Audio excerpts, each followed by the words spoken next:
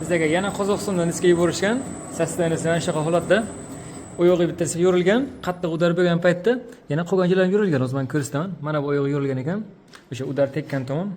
O'zi aylantirmasangiz ham ma'lum ekan, qiyshig'i bu tomonga kirib qolgan. Keyin mana bu yo'llar ham yorilgan.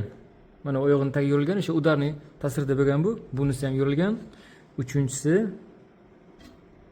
4-chi, 5-chi oyoq yorilgan. Ana shu oyog'ini imini tagi yana bitta bor, 6 ta.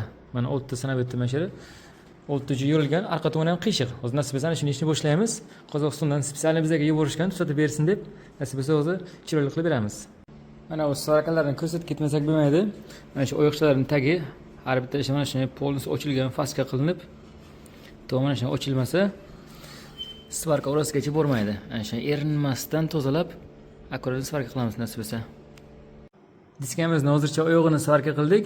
Mana bu tomonlarni ham qildik. Bitta, ikkita, 3 ta joyi, 4 ta, 5 ta, 6 ta joyi. Aylanishlari ham hozircha bo'limini bo'ldi. Endi yana mayda-chuyda ishlarni qilamiz, keyin yana aylantirib ko'rsatamiz.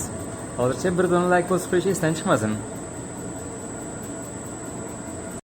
Vazifamizni bajarib qo'ydik. Svarkalari tekslandi, rangini o'zlari qilar ekanlar. Aylanishi ham chiroyligina bo'ldi.